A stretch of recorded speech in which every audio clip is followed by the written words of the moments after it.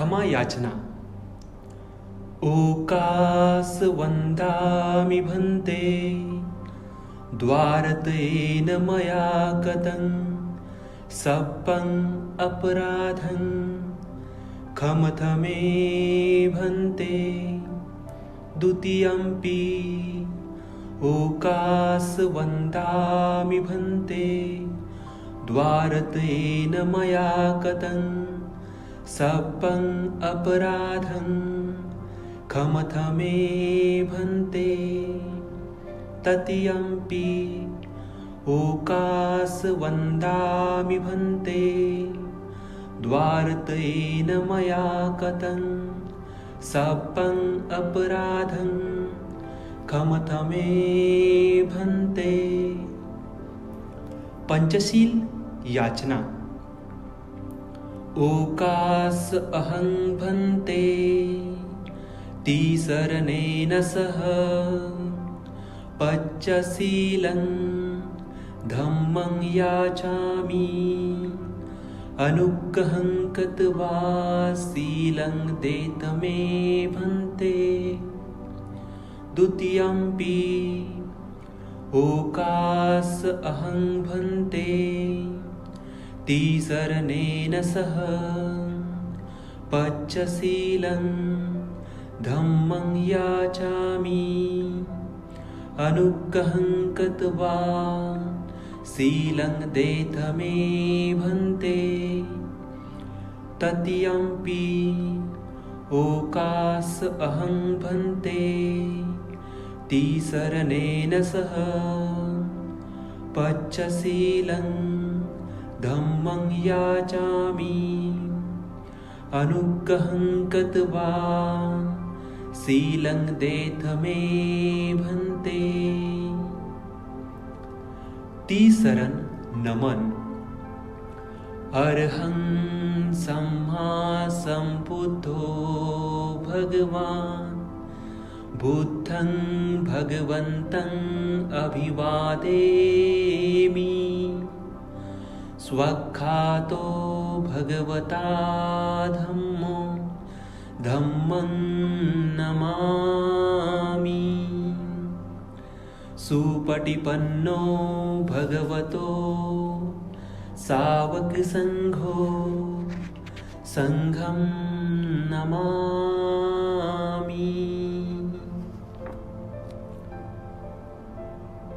नमस्कार गाथा।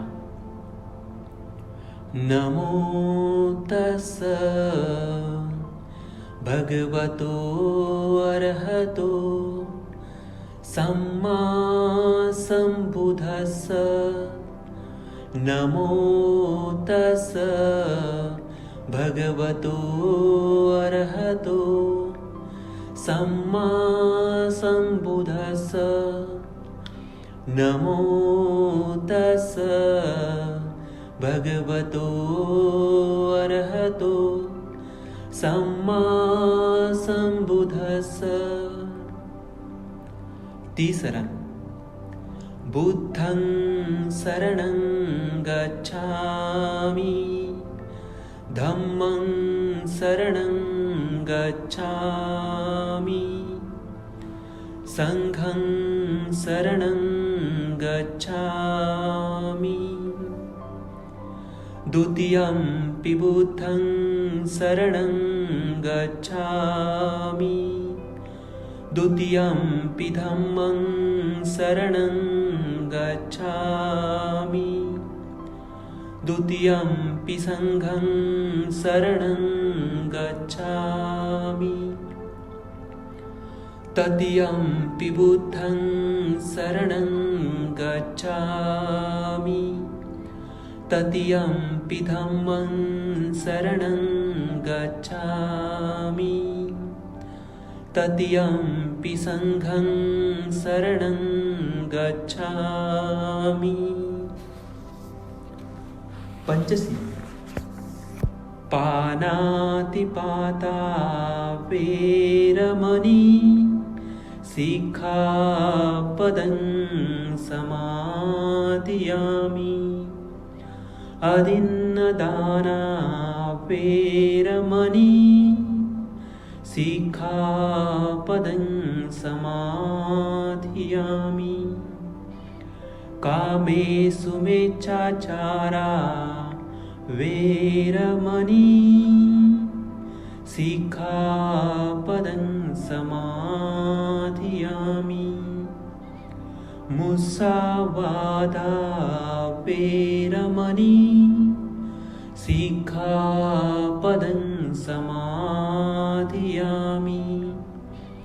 सुरामेरयमज्जपमादठाना वेरमणि सिक्खापदं समाधियामि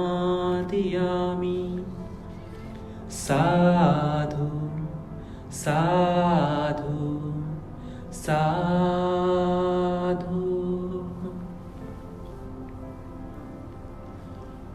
बुद्ध वंदना।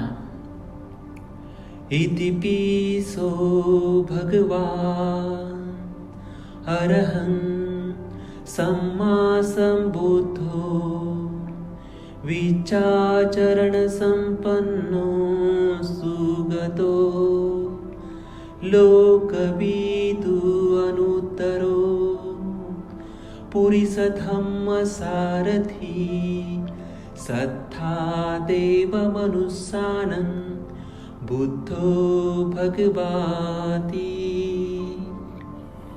बुद्धं जीवितं पर्यन्तं यावन्निप्पानं शरणं गच्छामि एच बुद्धातीता च एच बुद्धानागता पचुपन्ना च ये बुद्धा अहं वन्दामि सर्वदा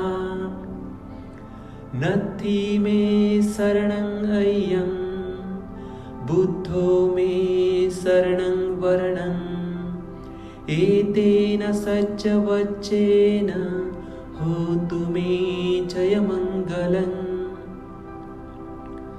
उत्तमङ्गेन वन्देऽहं पादपंसुवरुत्तमं बुद्धेयो खलितो दोषो बुद्धो खमतु तं मम यं किञ्चिरतनं लोके विचति विविधा बुधु रतनं बुद्धसमं नत्थि तस्मासोऽथि भवन्तु मे यो सन्निसिन्नो वरबोधिमूले मारे ससेनं महती विजेत्वा सम्बोधिमागच्छि अनन्तयानो लोकोत्तमो तं प्रणमामि बुद्धम्। धम्मवन्दना। स्वाख्यातो भगवता धम्मो सन्दीठिको अकालिको यहि पस्सिको औपनायिको पच्यतं वेवितप्पो वेयुहीति धम्मं जीवितं पर्यन्तं यावन्निप्पानं शरणं गच्छामि एच धम्मा अतीता च एच धम्मा अनागता पच्चुपन्ना च ये धम्मा अहं वन्दामि सर्वदा नत्थि मे शरणं अय्यं धम्मो मे शरणं वरणं एतेन सज्जवच्चेन होतु मे जयमङ्गलम् उत्तमङ्गेन वन्देऽहं धम्मं च द्विविधं वरं धम्मे यो खलितो दोषो धम्मो खमतु तं मम यं किञ्चिरतनं लोके विचति विविधा बुधु रतनं धम्मसमं नत्थि तस्मासोऽथि भवन्तु मे अट्ठङ्गिको अर्यपथो जनानं मुखपवेशा उजगो वमग्गो धम्मो अयं सन्तिकरोपनीतो नियानिको तं पनमामि धम्मं। संघ वंदना। सुपटिपन्नो भगवतो सावक संघो, उजुपटिपन्नो भगवतो सावक संघो, न्यायपटिपन्नो भगवतो सावक संघो, सामीचिपटिपन्नो भगवतो सावक संघो। यं इदं चत्तारि पुरिसयुगानि अट्ठपुरिसपुग्गला एष भगवतो सावक संघो। आहुनेयो पाहुनेयो दक्षिणीयो अंजलिकरणीयो अनुत्तरं पुयंखेतं लोकसाति। संघं जीवितं पर्यन्तं यावन्निप्पानं शरणं गच्छामि। एच संघा अतीता च एच संघा अनागता, पशुपन्ना च ये संघा अहं वन्दामि सर्वदा। नत्ति मे शरणं अय्यं संघो मे शरणं वर्णं, एतेन सज्जवच्चेन होतु मे जयमङ्गलम्। उत्तमङ्गेन वन्देऽहं संघं च अतिविधुत्तमं, संघेयो खलितो दोषो संगो खमतु तं मम। यं किञ्चिरतनं लोके विचति विविधा बुधु, रतनं संघसमं नत्ति तस्मात् सोत्थि भवन्तु मे। संघो विसिद्धो वरदक्षिणीयो, सन्तीन्द्रियो सप्पमलपहीनो, गुणेहीने केहि समाद्विपतो, अनासो तं पनमामि संघम्। वन्दनम्। वर्णगन्धगुणोपेतं एतं कुसुमसन्तति, पूजयामि मुनिन्दस्य सिरिपादसरोरुहे। पूजेमि बुद्धं कुसुमेन नेन, पुय्येन मेतेन लभामि मोक्षं। पुष्पं मिलायति यथा इदं मे, कायो तथा याति विनाशभावं। घनसारपदित्तेन दीपेन तमदंसिना, तिलोकदीपं सम्बुद्धं पूजयामि तमोनुदं। सुगन्धिकाय वदनं अनन्तगुणगन्धिना, सुगन्धिनाः गन्धेन पूजयामि तथागतं। देशे त्वापवरधम्मं पापमागन्धनाशकं, सुगन्धिनाः गन्धेन पूजयामि लोकनायकम्। बुद्धधम्मच्च संघ सुगततनुभवा, धातुवो धातुगभ्ये। लङ्काय जम्बूद्वीपे तिदशपुरवरे, नागलोके चतुपे। सभ्ये बुद्धस्य बिम्बे सकलदशदिशे, केशलोमि धातु वन्दे। सभ्येऽपि बुद्धं दशबलतनुजं, बोधिचेतियं नमामि। वन्दामि चेतियं सप्पठानेषु प्रतिष्ठितं। शारीरिकधातु महाबोधि, बुद्धरूपं सकलं सदा। यस्य मूले निसिन्नो वा सपरिविजयं अकां, पतो सव्ययुतं सद्धा वन्दे तं बोधिपादपम्। इमे हेते महाबोधि लोकनाथेन पूजिता, अहं पीते नमस्सामि बोधिराजा नमस्तुते। बोधिराजा नमस्तुते, बोधिराजा नमस्तुते। इमाय धम्मानुधम्मपटिपत्तिया बुद्धं पूजेमि। इमाय धम्मानुधम्मपटिपत्तिया धम्मं पूजेमि। इमाय धम्मानुधम्मपटिपत्तिया संघं पूजेमि।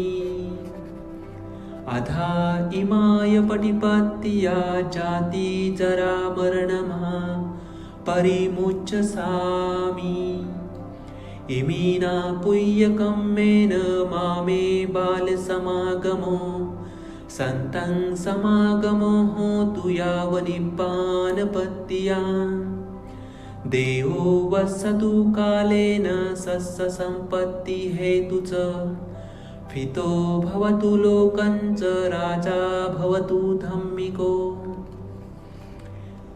इमाय बुद्धपूजाय कथाय शुद्धचेतसा चिरन्तिष्ठतु सद्धम्मो लोको होन्तु सुखी सदा। इमाय धम्मपूजाय कथाय शुद्धचेतसा चिरन्तिष्ठतु सद्धम्मो लोको होन्तु सुखी सदा। इमाय संघपूजाय कथाय शुद्धचेतसा चिरन्तिष्ठतु सद्धम्मो लोको होन्तु सुखी सदा। सब्बपापस्य अकरणं कुशलस्य उपसम्पदा सचित्तपर्योदपनम् एतं बुद्धानुशासनम्।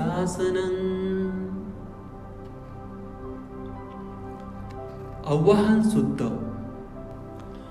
विपट्टिपतिवहाय सर्वसम्पत्तिसिद्धिया सर्वरोगविनाशाय भवेदीर्घायुदायकम् सर्वदुःखविनाशाय भवे निब्बानसन्धिके।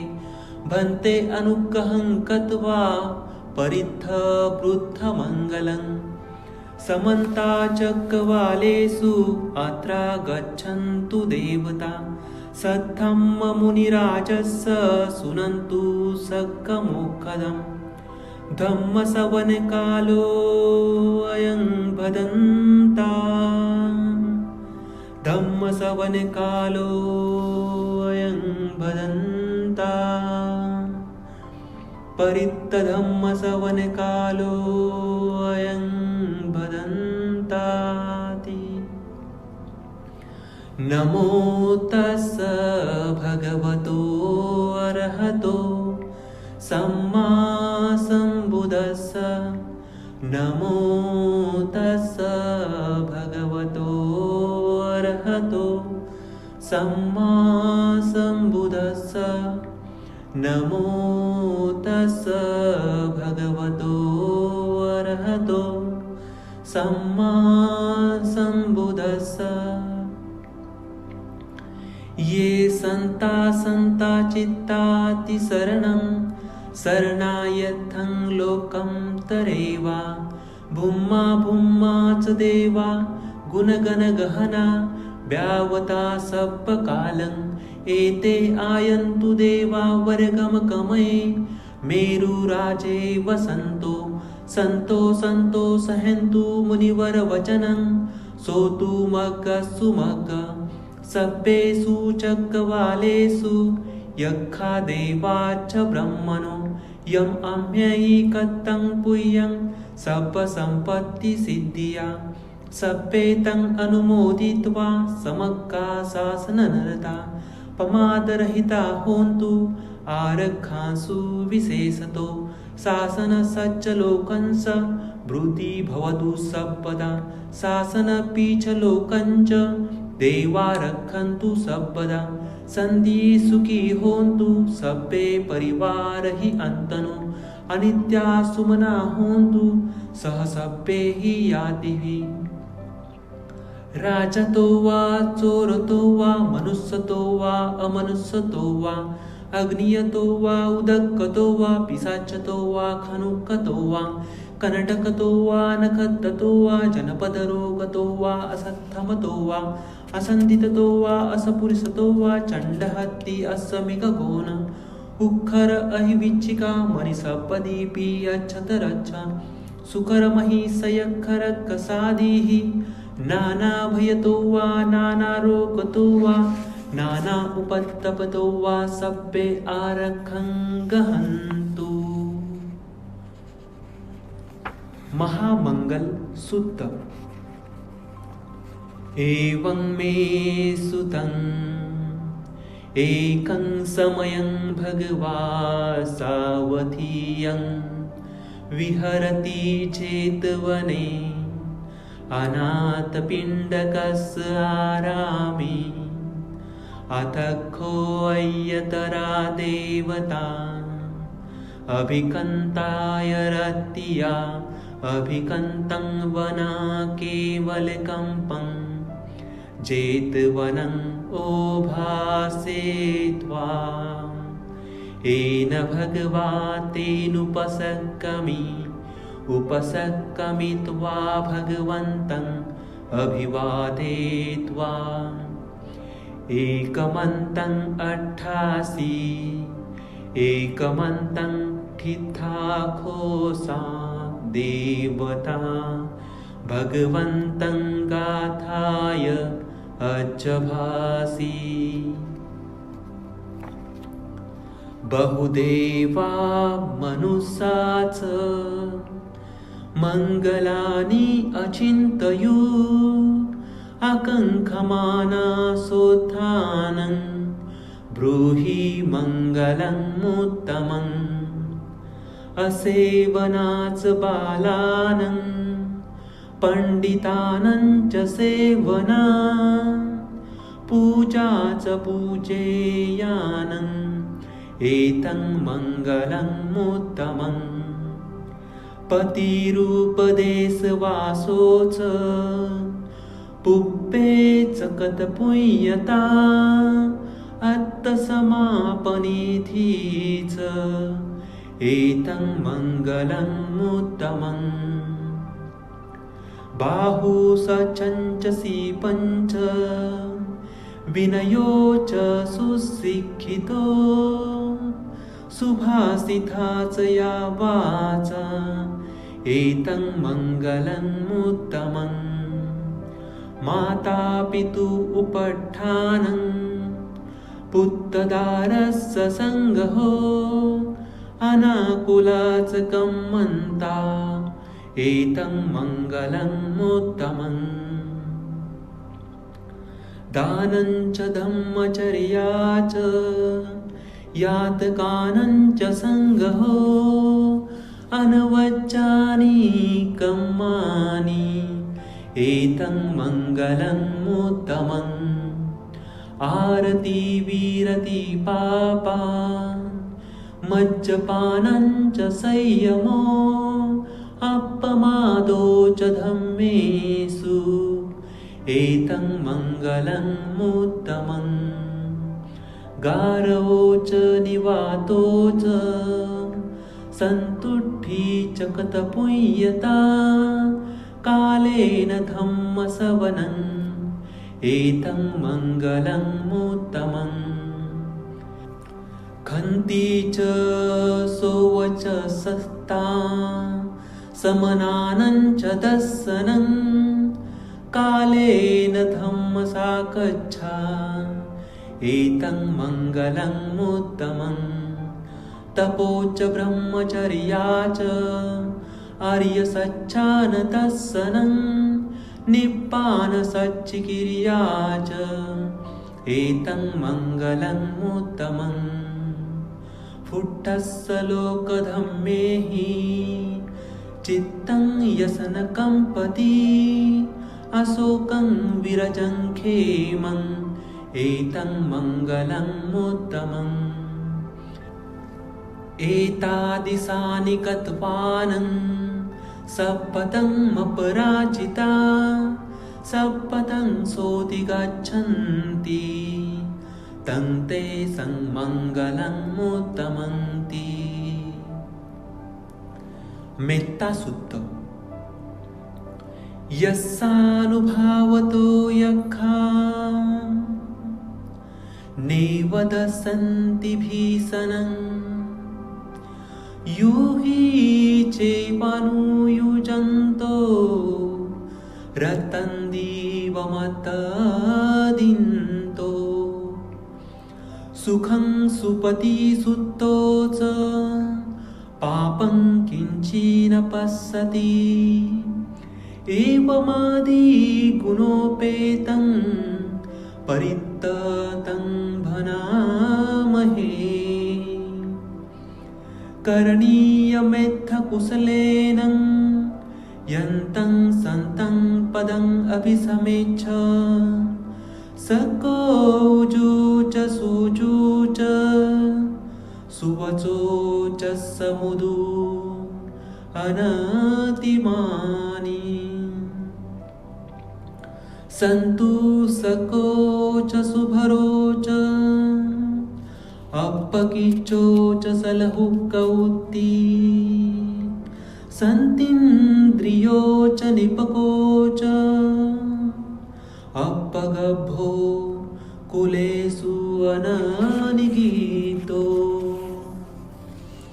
न च कुदं माचरे किञ्चि येन वियु परे उपदेयु सुखिनो वा खेमिनो होन्तु सब्बसत्ता भवन्तु सुखीतता ये केचिपानभूतद्धि तसा वा थावरा वनवशेषा दीघा वा ये महन्ता वा मच्छिमारस्य कानुकथूला दिट्ठा वा एव दिट्ठा एव दूरे वसन्ति अविदूरे भूता वा सभवेशी वा सब्बसत्ता भवन्तु सुखीतता न परो परं निकुपेथ नाथिमय्येत कथचिन कञ्चि व्यारो सनापटिकसंज्ञा नायमय्यस्य दुःखमिच्छेय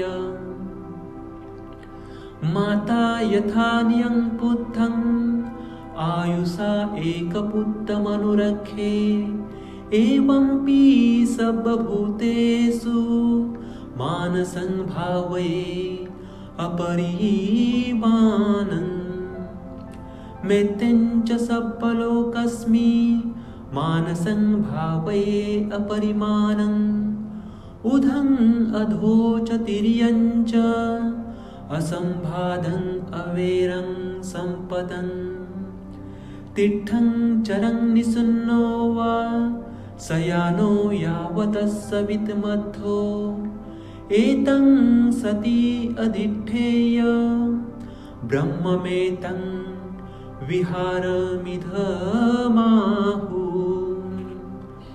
दिष्ठं च अनुपगम्यशीलवा दर्शनेन सम्पन्नो कामेषु विनयधं न हि जातु गभ्येसेय पुनरतिथि।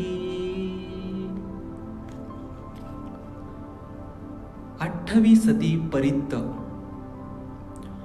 तण्हंकरो महावीरो मेधंकरो महायशो शरणंकरो लोकहितो दीपंकरो ज्योतिन्धरो कौंडन्यो जनपामोखो मंगलो पुरीसासभो सुमनो सुमनो धीरो रेवतो रतिवंधनो शोभितो गुणसंपन्नो अनौमदस्सी जनुत्तमो पदुमो लोकपज्योतो नारदो वरसारथी पदुमत्तरो सत्तसारो सुमेधो अग्गपुग्गलो सुजातो सब्बलोको पियादस्सी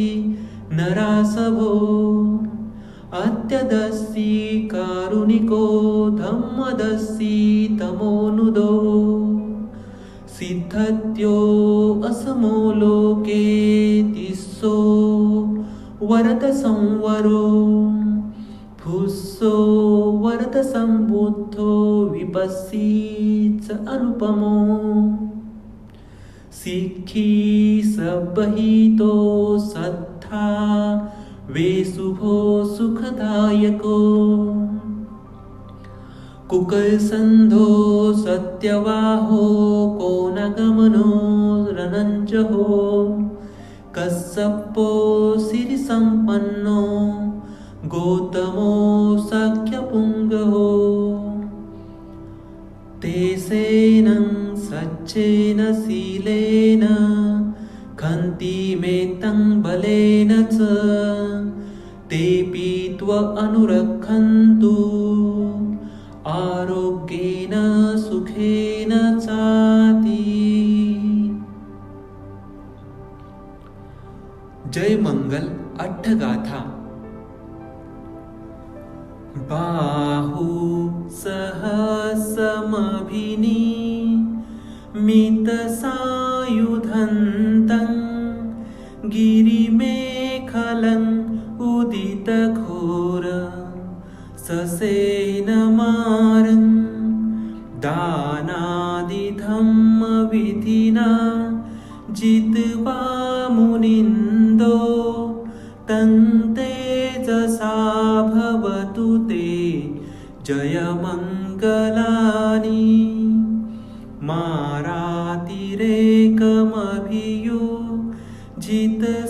मारातिरेकमभियुजितसपरन्ति घोरं पनालवकमख मथथयखं खान्ति सुदन्तविधिना जित्वा मुनिन्दो तं तेजसा भवतु ते जयमङ्गलानि नालागिरिगजवरं अतिमत्तभूतं दावकीचकमसनीव सुदारुणन्तं मेतं बुसेकविधिना जित्वा मुनिन्दो तं तेजसा भवतु ते जयमङ्गलानि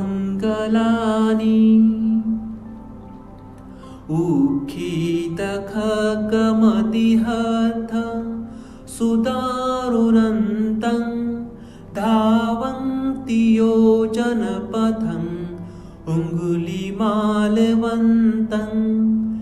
ईधं दिभिसखतमनो जित्वा मुनिन्दो तं तेजसा भवतु ते जयमङ्गलानि कट्वानकट्ठमुदरं इव गभिनीया चिञ्चाय दुष्टवचनं जनकाय मचे सन्तेन सोमविधिना जित्वा मुनिन्दो तं तेजसा भवतु ते जयमङ्गलानि सच्चं विहाय मतिसच्च कवादकेतु वादाभिरोपितमनम् अति अन्धभूतं पय्यापदीपजलिलो जित्वा मुनिन्दो तं तेजसा भवतु ते जयमङ्गलानि नन्दो वनन्दभुजगं विबुधं महीथि पुत्तेन थैरभुजगेन दमापयन्तो ईथुपदेशविधिना जित्वा मुनिन्दो तं तेजसा भवतु ते जयमङ्गलानि दुःखाहदिठिभुजगेन सुदट्टहथं ब्रह्मं विशुद्धिज्युतिमिति बकाभिधानम् यानागदेन विधिना जित्वा मुनिन्दो तं तेजसा भवतु ते जयमङ्गलानि एतापि बुद्ध जयमङ्गल अट्ठगाथा यो वाचको दिनदेशरते मदन्ति हित्वान् नेकविविधानि चुपद्दवानि मोक्षं सुखं अधिगमेय नरोऽस्पय्यो। पुण्यानुमोदन। दुःखपत्ता च निदुःखा भयपत्ता च निर्भया शोकपत्ता च निशोको होन्तु सर्वे विपानिनो ये तावत्ता च अम्मेहि सब्बतं पुण्यसम्पदं सब्बे देवानुमोदन्तु सर्वसम्पत्तिसिद्धिया दानं ददन्तु सत्ताय शीलं रक्षन्तु सर्वदा भावनाभिरता होन्तु गच्छन्तु देवतागता सब्बे बुद्धा बलपत्ता पच्चकायं च यं बलम् अर्हन्तान् च तेजेन रक्षं वन्दामि सर्वसो नक्षतयखभूतानं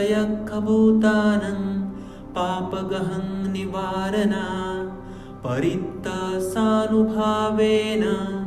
हन्तु तेषां उपद्रवे आकषट्ठा च भूमट्ठा देवनागा महिन्दिका पुय्यं तं अनुमोदित्वा चिरं रक्षन्तु बुद्धशासनम् आकषट्ठा च भूमट्ठा देवनागा महिन्दिका पुय्यं तं अनुमोदित्वा चिरं रक्षन्तु धम्मदेशनम् आकषट्ठा च भूमट्ठा देवनागा महिन्दिका पुय्यं तं अनुमोदित्वा चिरं रक्षन्तु बुद्धशासनम् आकषट्ठा च भूमट्ठा देवनागा महिन्दिका पुय्यं तं अनुमोदित्वा चिरं रक्षन्तु धम्मदेशनम् आकषट्ठा च भूमट्ठा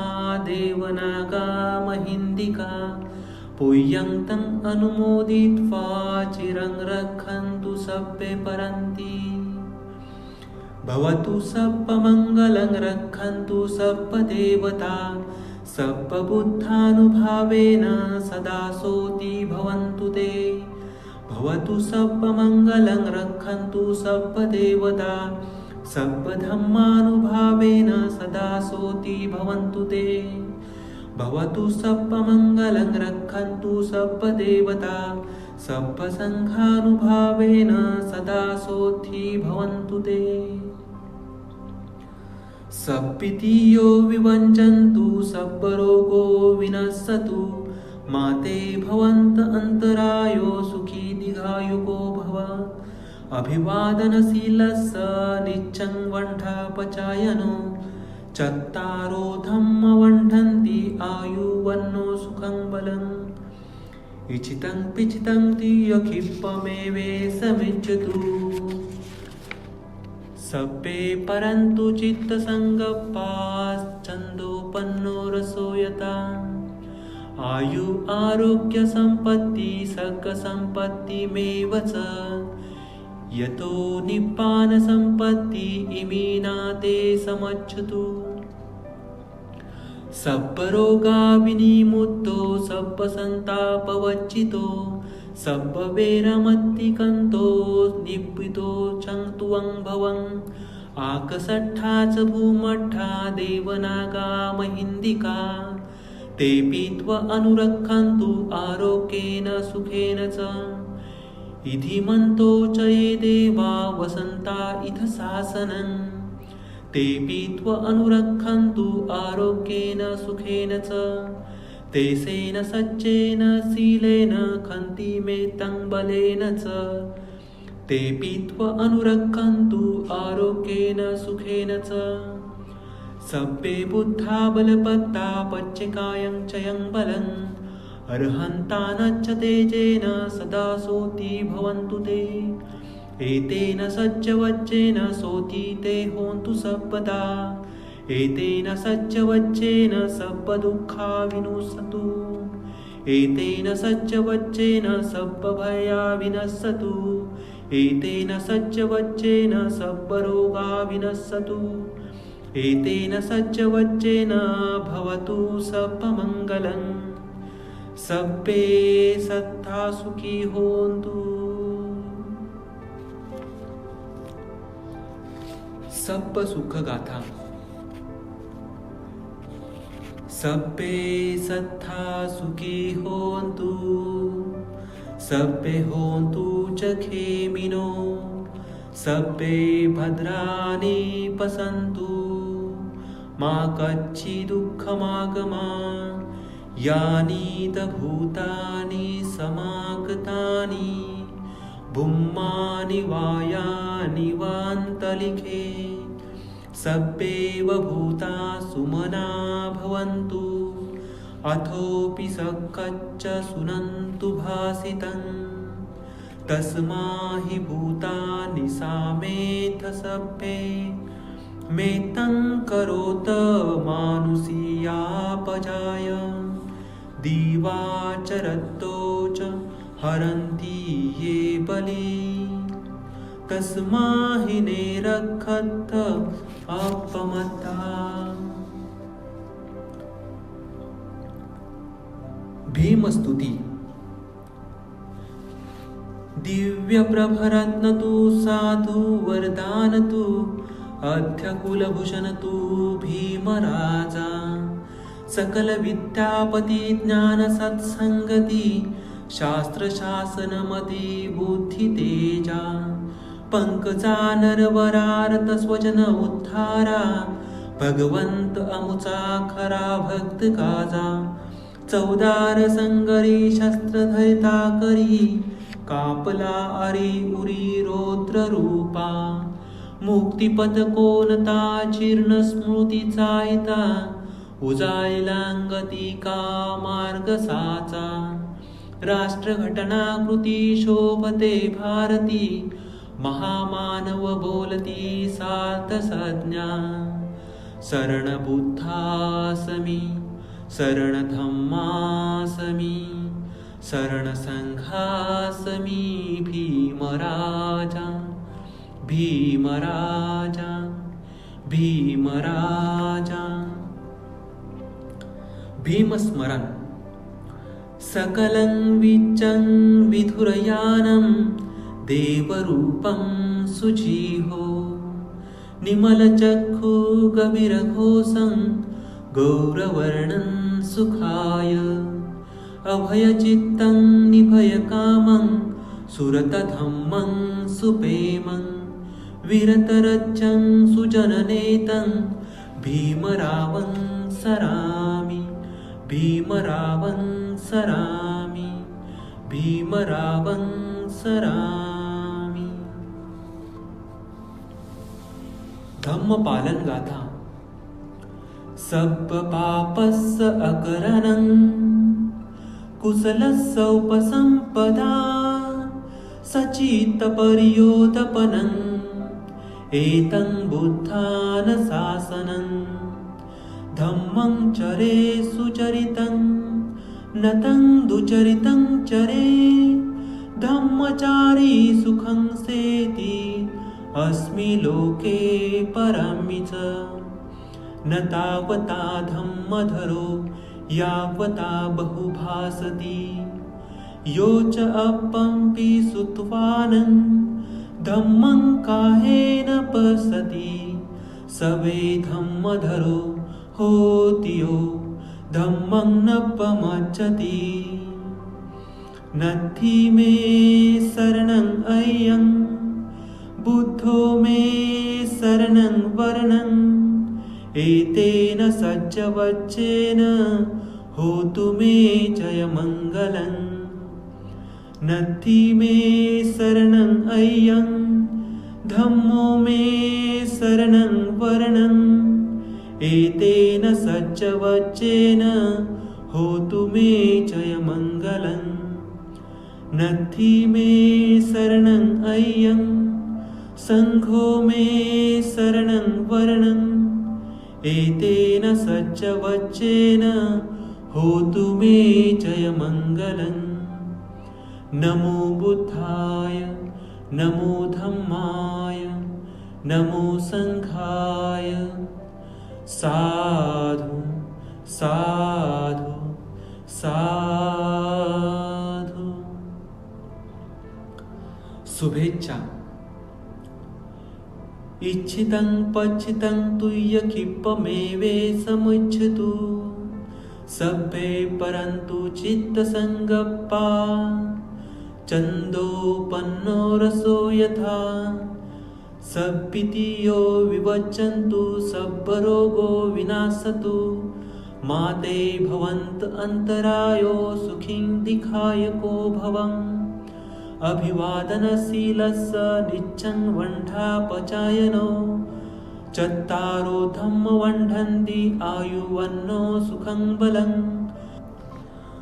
भवतु सर्वमङ्गलं रक्षन्तु सर्वदेवता सर्वबुद्धानुभावेन सदा सोति भवन्तु ते भवतु सर्वमङ्गलं रक्षन्तु सर्वदेवता सर्वधम्मानुभावेन सदा सोति भवन्तु ते भवतु सर्वमङ्गलं रक्षन्तु सर्वदेवता सर्वसङ्घानुभावेन सदा सोति भवन्तु ते साधु साधु साधु।